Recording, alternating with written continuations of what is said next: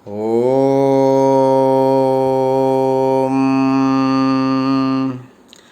പീതാംബരം കരവിരാജിതശംഖചക്ര കൗമോദഗീ സരസിജം കരുണാസമുദ്രം രാധാസഹായം അതിസുന്ദരമന്ദഹാസം വാതാലയേശം അനിശം ഹൃദി ഭാവയാമി. ഓം ശ്രീ ഗുരുവായൂരപ്പ അഖില ഗുരു ഭഗവൻ നമസ്തേ.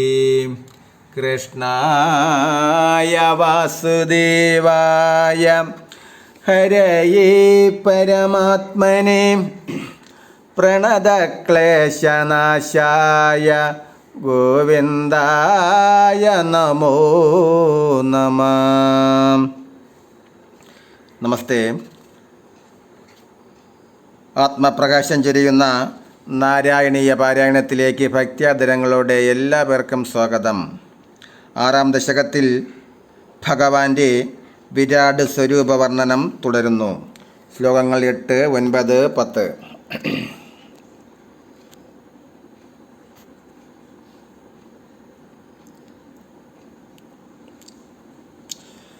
ശ്രോണിസ്ഥലം മൃഗഗണാപദയോർനഗാസ്തേ കസ്തുഷ്ട്രസൈന്ദവമുഖാഗമനം ദുകാലഃ വിപ്രാതിവർണഭവനം വദനാബ്ജബാഹു ചാരുരുയുഗ്മചരണം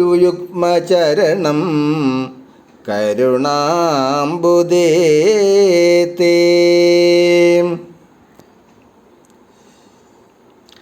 ഹേ ദയാസിന്ധു ഗുരുവായൂരപ്പ, അങ്ങയുടെ അരക്കെട്ട് മൃഗഗണങ്ങളും കാൽനഖങ്ങൾ ആന, കുതിര തുടങ്ങിയ മൃഗങ്ങളും അങ്ങയുടെ സഞ്ചാരം കാലവുമാണ്. അങ്ങയുടെ മുഖം ബ്രാഹ്മണൻ്റെയും കൈകൾ ക്ഷത്രിയൻ്റെയും തുടകൾ വൈശ്യൻ്റെയും പാദങ്ങൾ ശൂദ്രൻ്റെയും ഉത്ഭവ പ്രസ്ഥാനവുമാണ്. ശ്ലോകം 9. സംസാരചക്രം മയേ ചക്രധര ക്രിയാസ്തേ വീര്യം മഹാസുരഗണോ അസ്തി കുലാനി ശൈലാഃ നാഢ്യസരിത് സമുദയസ്തരവജരോമ ജീയാദ് ഇദം ബഭൂർ അനിർവചനീയമീശാം.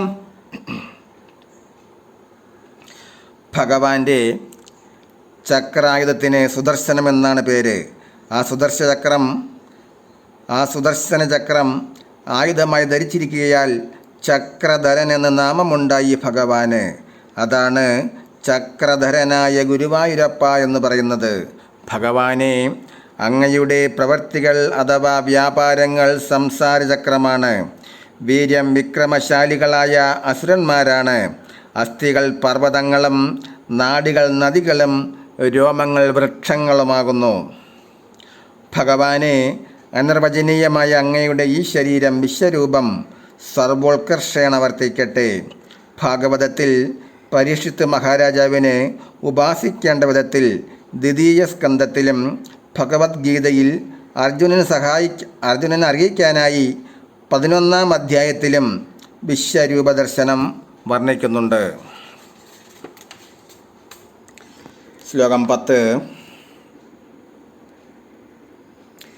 ഈദൃഗ്ജഗന്മയവപുസ്തവ കർമ്മഭാജാം കർമാവസാന സമയേ സ്മരണീയമാഹുഃ തസ്യാന്തരാത്മവപുഷേ വിമലാത്മനേദേ വാദാലയാധിപ നമോസ്തു നിരുന്തിരുഗാൻ.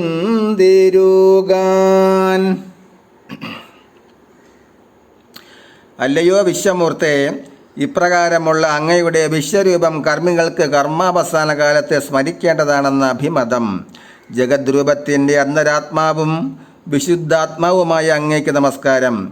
അങ്ങ് കനിഞ്ഞ് എനിക്ക് രോഗനിവൃത്തി ഉണ്ടാക്കി തരേണമേ. രോഗനിവൃത്തി എന്നാൽ രോഗശമനം. വിശ്വരൂപ വർണ്ണനയുടെ അന്ത്യത്തിൽ രോഗശമനത്തിനായി പ്രാർത്ഥിക്കുന്നു. ഇവിടെ കർമ്മികൾ കർമാവസാനത്തിൽ വിശ്വരൂപം സ്മരിക്കേണ്ടതാണെന്ന് സൂചിപ്പിക്കുന്നു. കർമ്മം അവസാനിക്കുമ്പോൾ മൃത്യുമുഖത്തെത്തിച്ചേരുന്നു. ആ മൃത്യുസമയം ഈശ്വര സ്മരണയോടെയാണ് മരിക്കുന്നതെങ്കിൽ ജന്മസാഫല്യമാണ് ഫലം. അപ്പോൾ ഈശ്വരനിൽ ലയിക്കുന്നു. പിന്നെ അവർക്ക് ജന്മമില്ല. മരണസമയത്ത് ഏതു ചിന്തയിലാണ് മരിക്കുന്നത് അതിനനുസരിച്ചുള്ള മറുജന്മമാണ് ലഭിക്കുക എന്നാണ് ഭാഗവതത്തിൽ പറയുന്നത്. അതിനെ സ്ഥിരീകരിക്കുന്നതാണ് ഭരതചക്രവർത്തിയുടെ കഥ. അദ്ദേഹം മാനിനെ ഓർത്ത് മരിച്ചതിനാൽ അടുത്ത ജന്മം മാനായി ജനിച്ചു എന്ന് പറയുന്നുണ്ട്. അതാണ് പറയുന്നത്, കർമാവസാനത്തിൽ മരിക്കുമ്പോൾ ഈശ്വരനെ ധ്യാനിച്ച് മരിച്ചാൽ സായുജ്യമാണ് ലഭിക്കുന്നത്. അങ്ങനെയാണ് ഏവരും ചെയ്യേണ്ടതും. നമസ്തേ. നാരായണീയത്തിൽ അടുത്ത ഭാഗം ദശകം 7 തുടരും നാളെ. ഹരേ രാമ ഹരേ രാമ രാമ രാമ ഹരേ ഹരേ ഹരേ കൃഷ്ണ കൃഷ്ണ കൃഷ്ണ ഹരേ ഹരേ.